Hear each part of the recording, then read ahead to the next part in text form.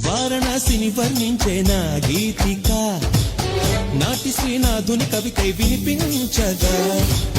ముక్తికే మార్గం చూపే మణికర్ణిక అల్లదే అంది నా ఈ చిరుఘంటిక నమక చమకాలై ఎడలయలే కీర్తన చేయగా యమక గమకాలై పదగదులే నర్తన చేయగా ప్రతి అడుగు హరిస్తోంది ప్రదక్షిణగా విలాసంగ శివనంద లహరి మహాగంగ ప్రవాహంగ భారీ విశాలాక్షి సమేతంగా చేరి వరాలిచ్చే గాజీపురి